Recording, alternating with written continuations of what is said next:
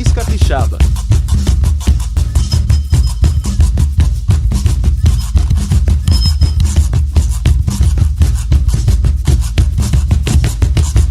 Espírito Santo, eu nasci nesse lugar. Saudações diretamente do estúdio Rocket Filmes. Eu sou Vitor Taveira e essa é mais uma edição do Raiz Capixaba, programa mensal do Século Diário sobre cultura, história, ecologia e identidade do Espírito Santo. Hoje estamos recebendo aqui a professora Patrícia Merlo, que é do Departamento de História da UFES, pesquisadora do tema História da Alimentação. Patrícia, obrigado pela presença, bem-vinda. Muito obrigada pelo convite, sempre um prazer falar sobre nossas origens, nossas histórias, enfim, um pouco sobre o Espírito Santo, né? Eu queria começar, assim, você, que é pesquisador da história da alimentação, por onde você começaria a contar essa história pensando no Espírito Santo? Pois é, que pergunta, né? Essa pergunta dá um seminário, você sabe, né? Enfim, mas vamos tentar fazer um resumo bem resumido. Na verdade, Vitor, quando eu comecei a trabalhar com história da alimentação, eu descobri um outro universo de abordagem de temas. Porque no Espírito Santo, assim como de maneira geral, quando a gente pesquisa história, a gente sempre vai para os dados econômicos, os dados políticos, sociais. Mas olha só, a comida é a única coisa que nos conecta a todos. E todo mundo, quando está feliz, come, quando está triste, come, quando está em guerra, come, quando está em paz, come. Na morte, na vida, sempre há comida. Então, a comida ela é um fator explicativo essencial. E mais que uma necessidade biológica, ela é uma necessidade cultural, socialmente controlada. Então, quando a gente pensa no Espírito Santo, e aí eu queria chamar a atenção sobre as nossas representações, sobre o que é o Espírito Santo, quais são os nossos grandes ícones, tá? Hoje, a panela de barro, sem dúvida, é o nosso grande ícone já há algumas décadas. E se você pensar, o que é a panela, se não um instrumento culinário? Na panela cabe tudo, não é? Então, você pode misturar os temperos que você quiser ali dentro. E talvez, a partir dessa metáfora, a gente comece a entender melhor o que é o próprio Espírito Santo, que é um monte de ingredientes diferentes misturado em um preparo único. Então, não existe como falar do Espírito Santo falando de um único grupo ou de um grupo predominante, porque, na verdade, nós somos uma grande coxa de retalho. Então, nesse sentido, nós seríamos um grande conjunto de ingredientes que acabou por resultar numa configuração que é muito peculiar, né? Distinta do Rio, apesar da proximidade, distinta da Bahia, apesar da proximidade, distinta de Minas, apesar da proximidade. Então, se a gente quiser começar pela origem, já vai começar pela própria palavra capixaba, que é uma palavra que vai remeter o quê? Ao Tupi-Guarani, comedor de milho, lavoura nova de milho, a representação que o milho tem, inclusive, dentro da alimentação das populações nativas que ocupam a região. Agora, só o milho? Não. É o milho, é a mandioca, é o urucum, que dá a cor na pele, assim como o genipapo, mas que também é consumido, entendeu? O palmito, os frutos do mar, tudo que vem do mar em grande quantidade, enfim, as frutas nativas da América, tudo isso está aqui muito antes desse lugar se chamar Espírito Santo, né? Porque o Espírito Santo é uma invenção do mundo moderno europeu. Então, Vasco Fernandes Coutinho vai chegar aqui em 1535, mas ele encontra todo um modo de vida que já está estabelecido. Essa terra já tem donos, né? Então, esse processo de conquista, de enfrentamento, de resistências, enfim, não vai ser um processo pacífico, mas vai ser o resultado disso que vai nascer o Espírito Santo. Então, a gente tem 3 elementos que inicialmente vão se encontrar nesse confronto, e aí a gente tem, então, as populações nativas indígenas, que são vários grupos, e ao contrário do que muita gente pensa, os indígenas do Espírito Santo eram extremamente bravios e aguerridos às suas terras, e eles lutaram muito para conservar essas terras. Os portugueses, que estão chegando em menor número, mas que têm tecnologias que os nossos povos nativos não conhecem. E com os portugueses, a gente tem a chegada também dos africanos escravizados. Esses não vêm a passeio, eles vêm porque eles são tratados ali como uma mercadoria e vêm para produzir. Então, a partir de 36, a gente já tem relatos das primeiras plantações de cana, E o primeiro açúcar exportado do Brasil, ou da América Portuguesa, né, para a Europa foi levado por Vasco Fernandes Coutinho. Então, assim, muita gente fala do fracasso da família de Vasco Coutinho, enfim. Na verdade, Vasco teve muito sucesso, porque ele... E aí eu estou falando agora de uma perspectiva do olhar europeu. Ele era um homem da nobreza, é um homem do combate, havia participado de guerras em Goa, na África, enfim. Foi condecorado pelo rei com a mercê de receber esse pedaço de terra do outro lado do Mar Tenebroso. Ele vendeu tudo o que tinha para montar essa caravela Glória e conseguir gente para vir para cá. Isso não foi um empreendimento simples, como não foi para nenhum outro sujeito que tenha recebido a carta como donatário.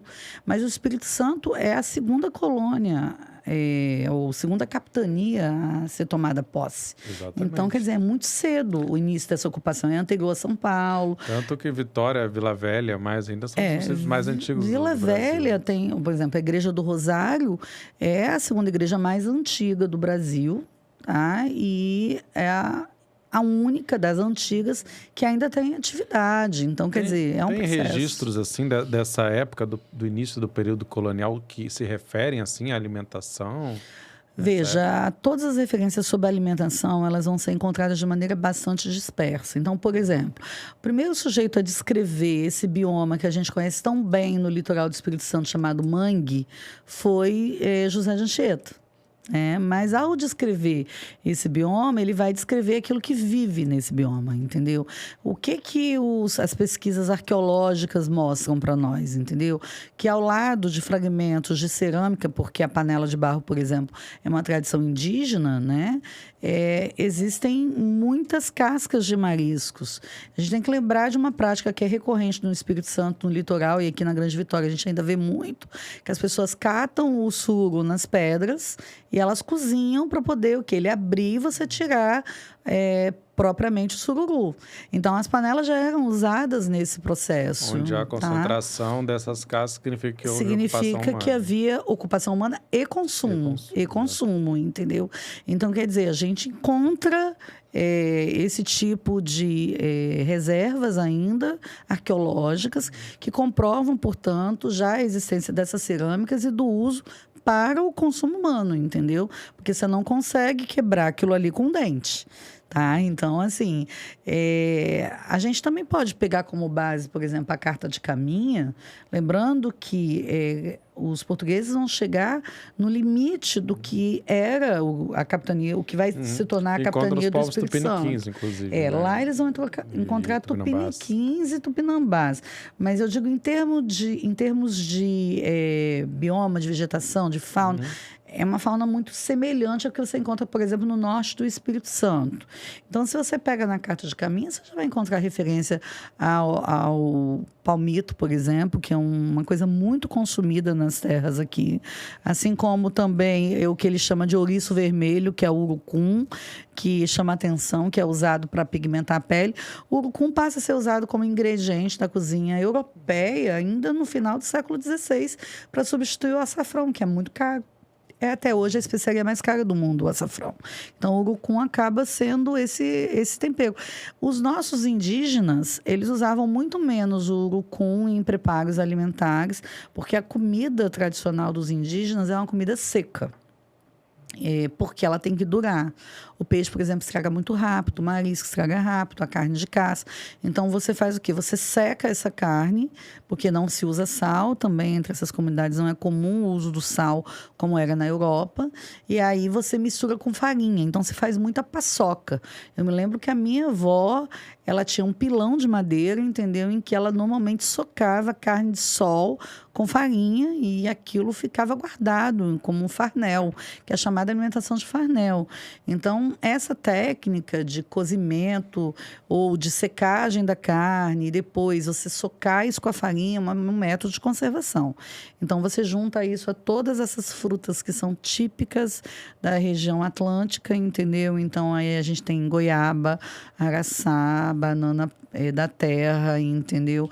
Aí você junta nisso Ora pro Nobre, se você quiser um pouquinho mais além dos nossos limites aqui. E a gente vai vendo caju, que você tem em todo o litoral, e abacaxi, que é considerada a fruta rei, entendeu? Inclusive vai ser descrita desde o século XVI. Então a gente vai somando esses ingredientes, a gente percebe que é uma cozinha que vai se diversificando. Mas os portugueses vão tomar um susto, porque eles estão encontrando coisas que eles não estão acostumados. Aqui não tem arroz, aqui não tem trigo. Aliás, arroz nem era ainda consumido pelos portugueses. Eles já conheciam, mas aqui não tem trigo, que é o alimento básico da Europa, entendeu?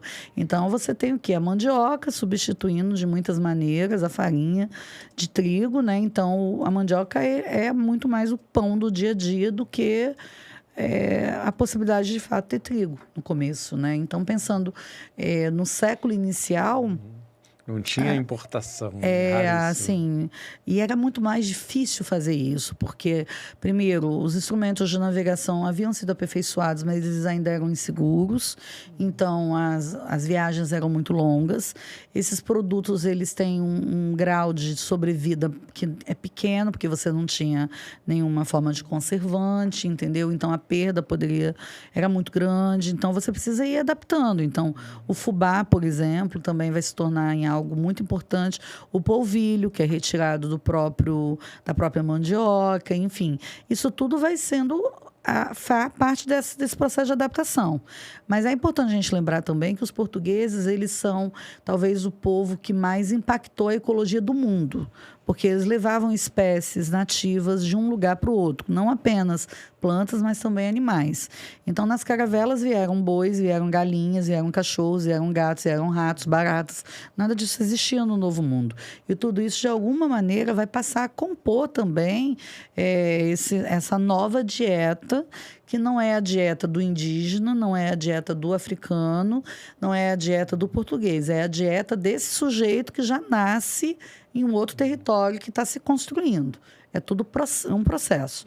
A cozinha, ela não é uma invenção de um sujeito. Ela é sempre uma coisa que se faz no coletivo. Sim. Se você pensa, por exemplo, as chamadas reduções jesuítas, né? Quer dizer, você tem uma movimentação, você rompe aquele estilo de vida para colocar no outro, e aí sem falar na senzala, né? Como é que se organizava isso, né? Porque eram os negros escravizados que cozinhavam tanto para Casa Grande quanto para senzala e eram diferentes, digamos. No Espírito Santo há muitas peculiaridades nesse sentido. Então, por exemplo, a gente tem fazendas jesuíticas em todo o litoral do Espírito Santo, e essas fazendas eram fazendas que tinham grande produção, a ponto da gente ter a primeira grande obra de engenharia civil, que é o canal ali de Bubu, para fazer uma conexão entre as fazendas, entendeu? Pegando desde Guarapari, passando por Araçatiba, entendeu? Chegando a Baía de Vitória, onde também vinham produtos de Carapina, que é onde você tem uma outra fazenda grande, outra de Nova Almeida, e tudo isso chega ao Porto dos Padres, que é onde fica a escadaria do Palácio Anchieta hoje. Então, os jesuítas, eles eram muito organizados nessa produção de alimentos e nessa distribuição. E cada uma dessas fazendas é especializada em alguma coisa. Agora, trocavam entre si, comercializar. O comércio interno no Brasil, desse período, também é feito. Eles têm uma presença muito grande. E além da produção do açúcar, da cachaça, do algodão, entendeu? Algodão em fio, algodão em pano, tudo isso também era produzido dentro dessas primeiras fazendas e foram produzidos até a expulsão dos jesuítas. Agora, quando a gente fala da escravidão africana, a gente também tem características peculiares no Espírito Santo.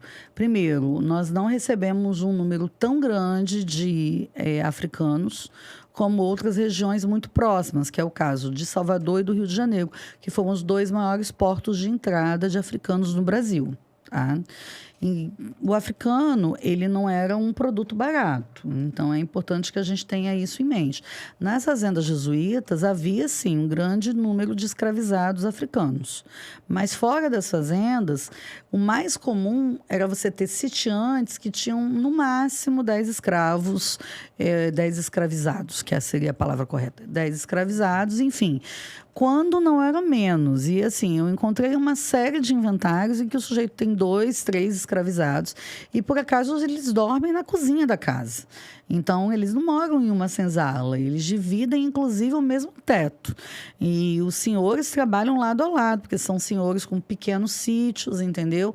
Mas ter um escravo é status dentro dessa lógica do Brasil, da América Portuguesa, entendeu? De antigo regime. Então, a gente vai ter inventários, por exemplo, de escravizados, ex-escravizados, que eram proprietários de mãe, da sua própria mãe, do seu irmão, e que, no momento da morte, ele faz o testamento alforriando a mãe para que ela possa herdar o irmão, para que ela mantenha um determinado status dentro dessa sociedade. Então, a lógica também é uma lógica de antigo regime. A gente não pode julgar esse passado pelo que nós entendemos hoje como correto, porque essas são as regras daquele tempo, né? Não quer dizer que a gente não possa fazer uma crítica a isso, que deve ser feita. Mas há uma sobrevivência da escravidão no Espírito Santo que está vinculada muito mais à família escrava do que ao tráfico atlântico de africanos. Então, os jesuítas, eles são um fator decisivo na conformação dessas famílias escravas, porque há no Brasil o arcebispado da Bahia, que vai estabelecer que os escravos podem escolher com quem casar e que os senhores não devem vender as famílias separadamente. No Espírito Santo, os jesuítas levavam isso muito a sério. Eu pesquisei vários livros de casamento, batismo, e o que a gente percebe é que no decorrer do século XVIII e, sobretudo, no século XIX, na região mais antiga, que é a Grande Vitória, onde você tinha essa concentração maior de fazendas jesuítas no entorno da cidade de Vitória, a maior parte dos escravizados são parentes entre si. Ou são famílias nucleares, ou são famílias formadas por mãe e filho, enfim. Mas eles têm grau de parentesco, que mostra que são comunidades muito antigas. Então, quando a gente vê, por exemplo, quilombos, como Araçatiba, em Viana, quer dizer, a gente está falando de uma comunidade, uma comunidade negra muito antiga. Quando a gente fala, por exemplo, daquele conjunto que eu costumo falar que é um quilombo urbano ao redor do Mochuara, a gente está falando, na verdade, de um lugar que era um ponto de encontro de escravos em fuga de tudo que era fazenda. A gente mapeia isso no final do XVIII, início do século XIX. E quando você vai para a região ali de Roda d'Água, do entorno do Mochuara, você vai encontrar características que são muito marcantes da presença africana e das tradições africanas, seja na capoeira, seja no Congo, que mistura influência indígena e africana, seja nos próprios candomblés, enfim. Então, a gente percebe que essa presença, ela se mantém, tá? Agora você estava falando com a gente que essa ocupação, né, do Espírito Santo, ela se inicia muito fortemente pelo litoral, né? Aí tem aquela teoria da barreira verde, né? Que é até contestada como... Eu diria que a barreira verde era um bando de índio que o negócio não era moleza ali, não. Não é que não quiseram, não puderam passar, não deram conta, entendeu? Eles foram comidos pelo caminho. Mas isso vai influenciar diretamente na conformação do que hoje a gente entende como uma culinária capixaba, que é muito voltada para o litoral, né? A gente tem que lembrar que o Espírito Santo tem 411 quilômetros de litoral e a ocupação ela vai estar nesse litoral, pelo menos de maneira massiva, até 1850, que é quando a gente começa a receber levas cada vez maiores de imigrantes. E esses imigrantes vêm com a finalidade de ocupar o interior. Mas a questão de ocupação do interior está ligada ao enfrentamento com essas populações indígenas. É importante lembrar que nem todos os grupos indígenas, eles eram, na verdade, partidários de fazer acordos. Então, os botocudos, os goitacais, os amorés, os coroados, puri, todos eles vão apresentar uma forte resistência à presença de colonizadores, de conquistadores, né? E, assim, graças a germes, graças a doenças, muitas vezes a gente consegue ter uma ocupação mais bem-sucedida de algumas regiões. Então, no início do século XIX, por exemplo, Silva Pontes vai distribuir pedaços de terra ao longo do Rio Doce, no sentido de Linhares, porque a pretensão dele era ocupar essa região. E, para você ter ideia, os soldados não recebem salário em dinheiro, eles recebem recebem em mudas, em mantimentos, para que eles fiquem. Porque se eles recebessem dinheiro, eles podiam voltar, entendeu? Então, era um jeito de fixar. No governo Rubim, você vai trazer os primeiros bichos das sedas para poder tentar fazer uma produção ao longo do Rio Doce, numa tentativa de ocupar. Mas é sempre bem próximo, porque os rios são os grandes caminhos que conectam, né? Então, a partir do plantio de café em maior escala, e aí é importante dizer que na primeira metade do século XIX a gente já tem produção de café em Vitória. Eu tenho um inventário de 1812 em que a gente já tem sacas de café nele. Então, quer dizer, o grão ele já está sendo produzido. Esse café produzido aqui em Vitória e no entorno era conhecido como capitânia, e normalmente ele era produzido na sombra, o que garantia um sabor mais adocicado, pelo menos pelas descrições que a gente encontra. Agora, a grande expansão cafeeira, que vai acontecer a partir dos anos 40, 50 e na segunda metade do 19, ela vai ser possível graças ao avanço dos fluminenses na fronteira com o Rio de Janeiro. O Espírito Santo originalmente ia até Campos, então a gente vai perder um pedaço significativo de terra, entendeu? E eles vão também mudar, trazendo suas escravarias. É por isso que Cachoeiro e Itapimirim vão ter uma concentração escrava muito maior do que Vitória na segunda metade do 19, porque eles vêm com as suas escravarias. Nos limites com Minas, a gente também já havia perdido muito território, porque a área de mineração pertencia originalmente ao território do Espírito Santo e foi desmembrada para uma capitania régia, não é? Que vai dar origem depois a Minas Gerais. E na região da Bahia, a gente ia até Ilhéus. Então, a gente também vai ter um desmembramento e uma perda de território. Então, nesse contexto de expansão de fronteira agrícola, a imigração europeia ela faz parte de um projeto que é um projeto do Império, que está ligado aqui ao branqueamento da população brasileira. Não é à toa que esses grupos vêm para cá. Há, no século XIX, todo um cientificismo que vai calcular o tamanho do cérebro, o tamanho do crânio, que vai defender que as populações negras e indígenas são menos capazes intelectualmente.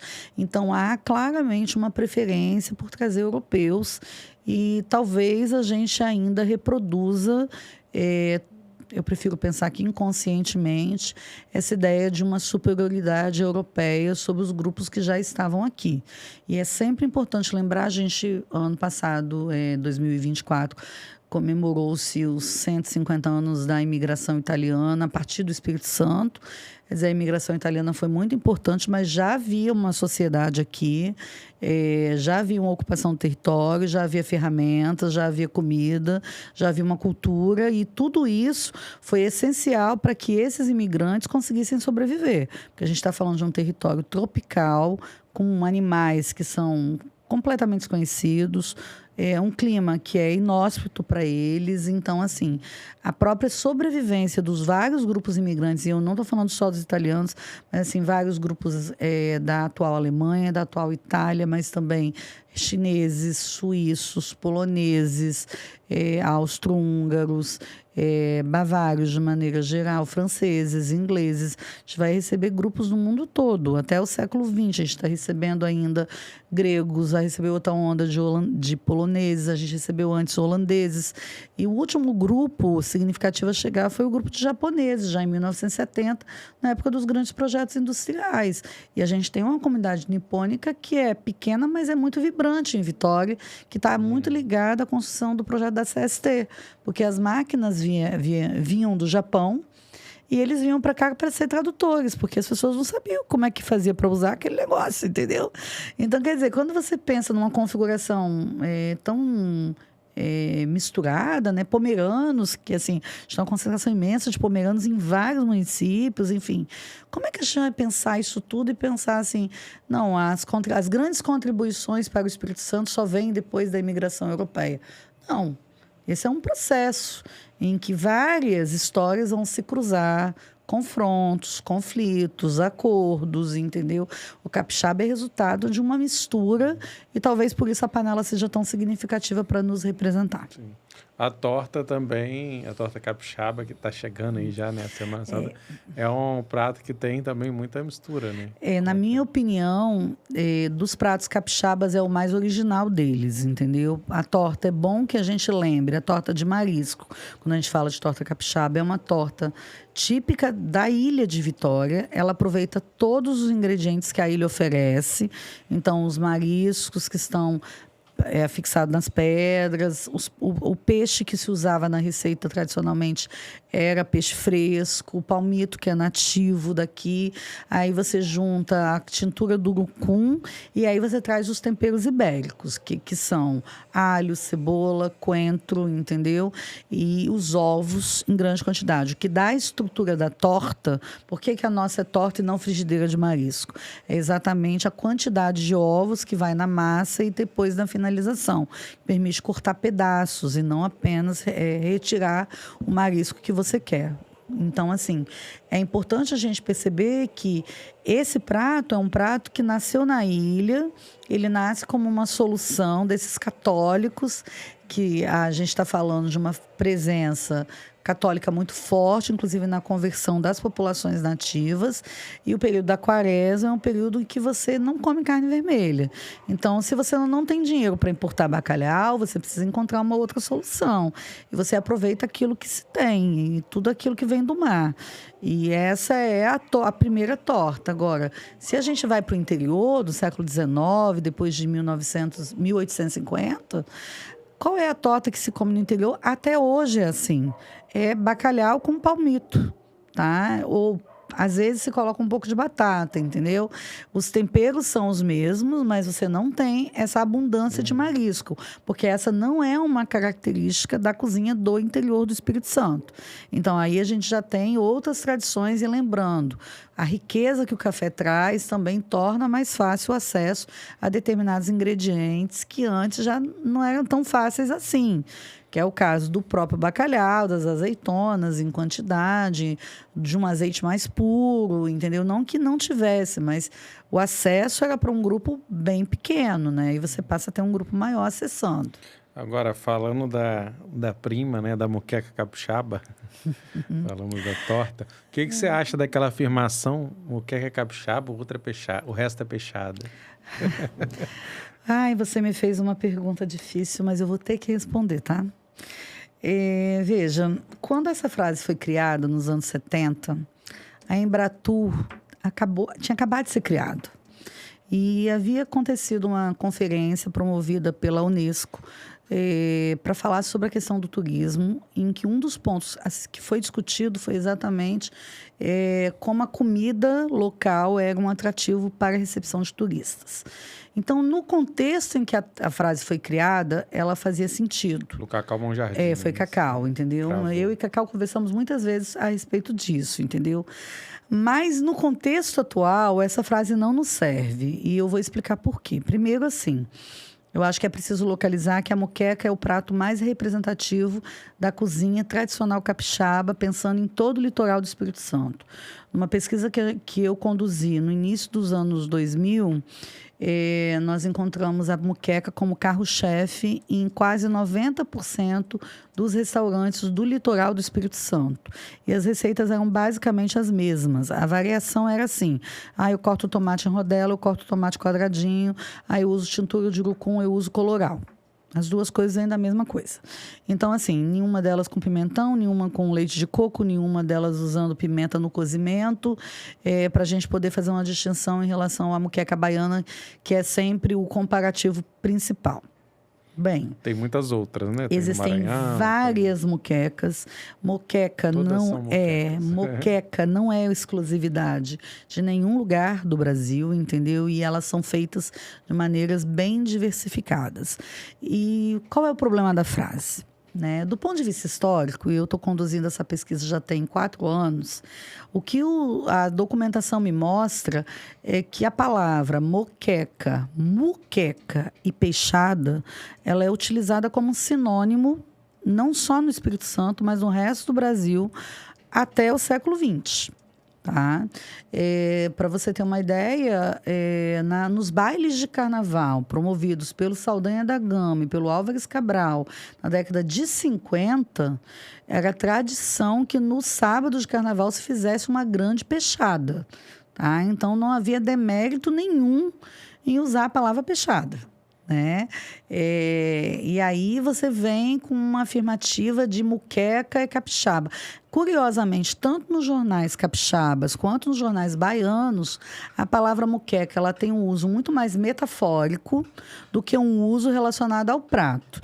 Então, no Espírito Santo, quando um processo político, por exemplo, está demorando muito, os jornais costumam dizer assim, isso está virando uma muqueca de lula que já passou do ponto. Porque a gente sabe que a lula cozinha rápido. Então, se você deixar ela cozinhando, ela vai emborrachar e você não vai poder aproveitar.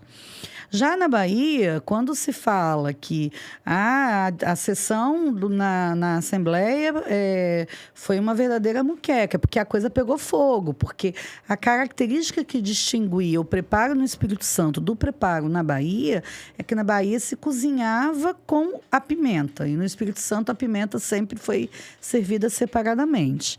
Aí uma outra informação curiosa. O primeiro livro da cozinha afro no Brasil é um livro baiano, do Manuel Quirino, de 1923. Na receita da muqueca, não tem dendê como obrigatório. Ele sugere que pode-se usar azeite doce, que é o de oliva, ou o dendê, ou a mistura dos dois. Não tem leite de coco, não tem pimentão, tá? Tem a pimenta sendo cozida no caldo. Aí eu fiquei curiosa, falei assim, será que ele não está citando o dendê em nenhuma receita? A receita seguinte é vatapá, e no vatapá está o dendê, entendeu? Então, eu encontro em jornais do Espírito Santo, até 1950, eu encontro referências, poucas, mas encontrei algumas referências de receita de muqueca em que se colocava um pouquinho de dendê. Nunca encontrei referência que se colocasse pimentão ou leite de coco. Na Bahia, no que eu tive acesso à documentação, na pesquisa que a gente fez na hemeroteca, eu tenho a impressão que entre as comunidades populares, porque a moqueca é um prato dos pobres, é um prato popular, tá? Que eram comunidades, sobretudo, afrodescendentes, o dendê era de uso obrigatório. Mas, para as elites, veja, você não vai valorizar um ingrediente que vem de alguém que você julga inferior. Seria um contrassenso, entendeu? África, né, o dendê é a grande marca africana na cozinha brasileira, entendeu? Porque o leite de coco não é nativo da África, nem de Portugal, nem do Brasil, é da Oceania. Chega aqui trazido por correntes marítimas, mas ele vai ser desenvolvido aqui nas nossas cozinhas, tanto pelas mãos de mulheres portuguesas, quanto africanas, quanto indígenas. E ele era usado muito mais na doçaria do que no preparo de pratos salgados. Então, eu tenho a impressão também que ele é um acréscimo que vai acontecer posteriormente, quando você começa a criar essa ideia da distinção, do que é típico de cada lugar. Então, isso, do ponto de vista turístico, tem um grande valor, a tipicidade. Mas a gente tem que lembrar que toda tradição é uma invenção, tá? E elas são inventadas o tempo todo, em todo lugar, no mundo todo. Exatamente. Não, eu queria também perguntar uma coisa, o que você vê assim de culturas alimentares do estado que sejam menos conhecidas, mas que sejam importantes e mais. Essas culturas estão sendo ameaçadas pelo processo, por exemplo, de globalização, de livre comércio, que tem tipo assim, tem chegado muita coisa em lugares em que essa alimentação entre aspas, global, né, imperial, na verdade, né, tem um caráter aí imperial nisso, ela acaba chegando nesses territórios e deixando até de lado. De repente você tomava uma bebida lá, agora você toma Coca-Cola, ou você deixa até de fazer ou de produzir algum prato, alguma coisa, porque você tem outra coisa para comprar mais fácil. Na verdade, assim, a gente não vai ter como deter esse processo de globalização, e essa é uma realidade no mundo, tá? Eu diria que nos ambientes urbanos é mais visível o impacto disso, porque a lógica do trabalho e os deslocamentos que envolve estar no local de trabalho, quase sempre só serve de pretexto para que a gente faça opções cada vez menos saudáveis. Então, por exemplo, eu fui menina nos anos 80. Na minha casa, e era uma casa muito simples, a gente comia aquilo que a minha mãe produzia na horta, entendeu? Então, assim, era época de chuchu, tinha chuchu, de jiló, tinha jiló, quiabo, tinha quiabo, e era tudo ensopadinho, quase nunca tinha fritura. Minha mãe criava galinha, entendeu? E tinha sempre horta com couve, com alface, com tempero verde, enfim. Hoje a gente está vivendo um movimento meio que de voltar a essas tradições. Então, eu moro em um apartamento, mas a minha varanda é a minha horta, entendeu? É o meu jardim. Lá vai ter todos os meus temperos, tem uma parreira de maracujá, entendeu? Enfim, tem o pé de jabuticaba que está na varanda, mas enfim, ela ajuda a compor isso que é a minha memória afetiva. O que eu vejo é que há uma resistência no interior de abrir mão de coisas que são significativas para essas culturas. Então, por exemplo, o brote. O brote, ele é um pão que se redesenha no Brasil, né? Você vai juntar batata doce, você vai juntar o fubá, você vai juntar banana da terra, enfim. Mas a receita vai variar, não tem uma receita, é uma tradição pomerana, né? Uma receita comum a esses grupos. Trazem ingredientes locais para suprir. Exatamente, não tem. Então, qual alternativa você tem? Aí a gente fala da polenta como sendo uma grande marca italiana. Olha só, o milho é americano. Capixaba é o quê? Comedor de milho. Então, quer dizer, o milho, ele vai da América, ele é levado da América para a Europa ainda no século XVI. Ele chega à Península Itálica ainda no século XVI, porque Cristóvão Colombo vai mandar uma remessa para o Vaticano. Tá? E ele vai substituir a farinha de sorgo e a farinha feita com grãos de cevada, que é uma farinha muito mais grossa, para fazer a polenta. Então, quando os italianos desembarcam aqui no século XIX, eles trazem essa polenta que é feita com milho. Mas esse milho é daqui, entendeu? Ele só está encontrando a casa dele, entendeu? Nas populações indígenas, você também tem uma coisa parecida com o mingau, e entre os africanos também, que a base do angu tá muito ligada à questão dos africanos. Aqui no Espírito Santo eu não encontro muita referência ao angu. Na verdade, os viajantes que passaram aqui, o Santilé, ele vai dizer que a dieta do capixaba ela é basicamente feita por farinha e peixe. Ele vai dizer, aos capixabas, ao contrário dos mineiros, não se dão trabalho nem de criar porcos. E a criação de porcos aqui, ela só vai se tornar realmente algo muito presente depois que esses grupos europeus vão chegar em grande quantidade. Mas eu tenho uma hipótese para isso. Nós recebemos, no século XVI, um grupo de cristãos novos, que são judeus que foram obrigados a se converter ao catolicismo. Esse grupo vai viver aqui no decorrer do século XVI e vão migrar no início do século XVII, uma parte para o Rio, para a região de São Gonçalo, onde vão produzir açúcar, e uma parte para Pernambuco. Eu tenho a impressão que eles vão acabar contribuindo para que essa criação de porcos começasse de maneira mais tardia. Apesar dos portugueses serem grandes consumidores do porco. Aliás, no interior do Espírito Santo todo, a matança do porco é uma festa até hoje, como é em Portugal, que reúne a família toda. E como os portugueses já diziam, do porco não se perde nada, nem os dentes, nem as unhas. Porque os dentes você usa para fazer remédio e as unhas também. Então, assim, tudo se aproveita. E a gente tem uma agroindústria muito familiar que produz muita coisa a partir da carne de porco, entendeu? Em várias regiões. O Socol, por exemplo, é uma marca...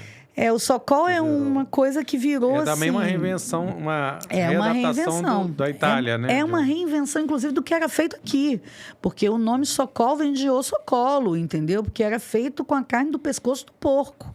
Hoje é feito com o lombo de porco, entendeu? Então, quer dizer, é a reinvenção da reinvenção. E são algumas marcas daqui que começam a chegar fora como uma alta gastronomia. Claro, como café. Se você falar também, por exemplo, o beiju do Sapé do Norte, que agora tem um selo de procedência, é uma marca. A produção de tapioca, de beiju dali da região norte do Espírito Santo, ela é reconhecidíssima. Única, né? E se você pegar mais, a gente pode pegar também a farinha de mandioca, entendeu? Que também tem um grande destaque.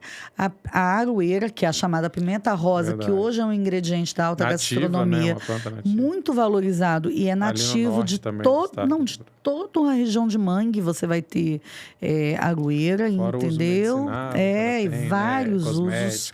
É um anti-inflamatório muito potente, utilizado muito até hoje, enfim. E que hoje na gastronomia é a queridinha, entendeu? A gente tem uma produção de pimenta do reino espetacular no norte do Espírito Santo, uma produção de café, que aí a gente tem que destacar que o Espírito Santo divide com Minas o posto de maior produtor de café do Brasil. E se a gente compara o tamanho de Minas com o tamanho do Espírito Santo, a gente vê o que é a potência por trás da produção de café aqui. Os cafés especiais hoje o Espírito Santo bate de frente com Minas, né? Com Minas, ganha muitos concursos internacionalmente também. E a gente produz tanto café Conilon de excelência quanto café arábica de excelência. E em grande quantidade. Se o Brasil se o Espírito Santo fosse um país, nós seríamos o maior produtor do mundo de Conilon. E a maior tecnologia do mundo de produção de mudas de café Conilon foi desenvolvida no Espírito Santo. Mas a gente também não sabe disso, entendeu? Então, assim, eu acho que a gente precisa conhecer um pouco mais aquilo que a gente faz. Na verdade, a gente dá energia para o mundo, porque tem lavouras do Vietnã, da Colômbia, da Bolívia, que estão sendo totalmente renovadas com a tecnologia que é exportada do Espírito Santo para a produção do café Conilon, entendeu? Interessante. Você acha assim, só para terminar, né, já estamos um pouco passando do nosso tempo, mas também assim, o que pode ser desenhado enquanto políticas para fortalecer? Porque a gente está falando de alimentação, é um assunto extremamente transversal, né? Que a gente falou de agricultura, a gente falou de turismo, a gente falou de cultura, né? Então, assim, você tem uma gama de coisas que pode ser feita para que seja valorizado, né? E me parece que é necessário. Não é simplesmente ir seguindo e fazendo. Tudo é intencional. Inclusive, a política de hoje ela é intencional. A forma como se produz. Sempre é intencional. As festas, eu vou citar aqui as festas, né? Sim. Que é um marco da agricultura, é a festa do morango, é a festa da polenta. Tudo isso são festividades que trazem para a cultura a questão da alimentação. E que trazem essas tradições, entendeu? Então, veja só, política pública é o segredo para isso funcionar. No Espírito Santo, nós temos, tradicionalmente, uma produção que é feita por base familiar. São poucas as grandes fazendas. A maior parte da produção agrícola no Espírito Santo é de base familiar. Entendeu? A gente tem um movimento de produção de alimentos orgânicos, que é um movimento importantíssimo, entendeu? Agora, para que isso chegue à mesa do capixaba, que está aqui na Grande Vitória, por exemplo, a gente tem que pensar em modos de facilitar. A Novelle Cozinha, quando nasceu na França, lá nos anos 70, ela trouxe como premissa o seguinte, que o melhor ingrediente é o ingrediente da estação e é aquele que é produzido perto de você. O Alain Ducasse, ele chegou a dizer que o chique no século XXI seria comer cenoura com gosto de cenoura. Porque as pessoas colocam tanta coisa que a gente não sabe mais o que está comendo.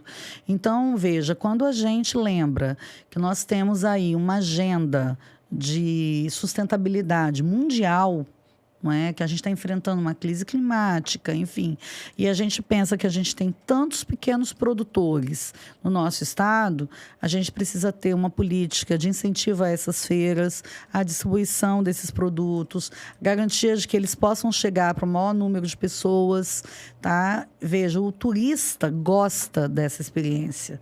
Então, por exemplo, lá em Alfredo Chaves, a gente tem um inhame que revolucionou a produção de inhame no Brasil. No resto do Brasil se chama taro, tá? Aqui se chama inhame. Mas é o inhame de São Bento de Urânia. Agora, Alfredo Chaves não tem só o inhame. A gente tem cachoeiras maravilhosas em Alfredo Chaves. A gente tem parreiras de uva, entendeu? Então, veja, como que uma coisa conecta a outra. E por que a gente vai focar só em um produto se a gente tem tantos produtos? Se a gente mistura essa cozinha que é tão rica, essas paisagens que são tão únicas, porque é um pedacinho de terra, mas vamos aqui fazer justiça. A gente tem de tudo nesse Espírito Santo, né? A gente tem a melhor rampa para parapente do mundo, entendeu? A gente tem formações rochosas lindíssimas, a gente tem cachoeiras imensas, entendeu? A gente tem rios caudalosos, enfim.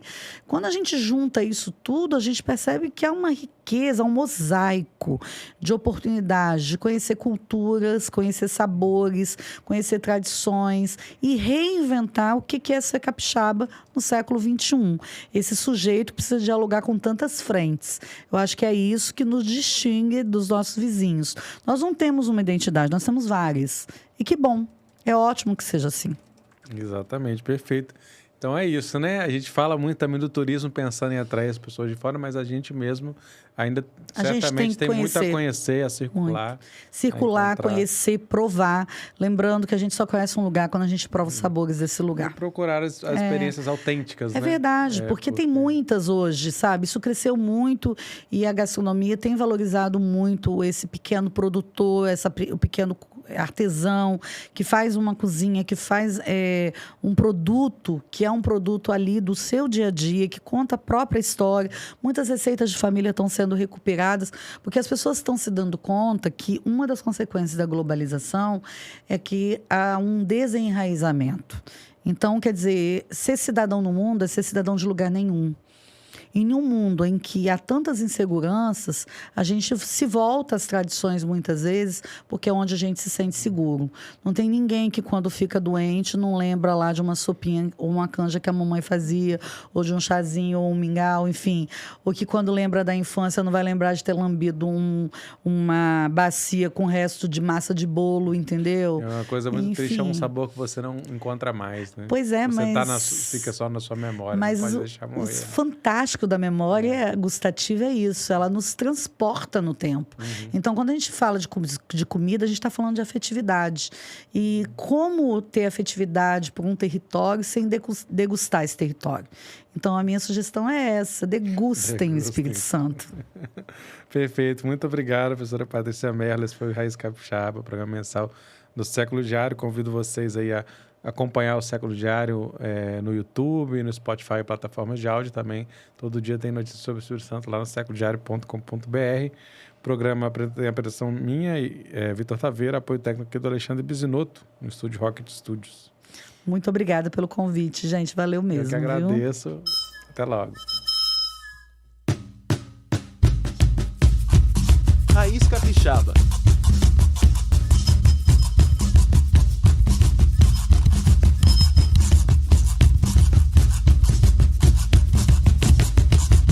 Espírito Santo, eu nasci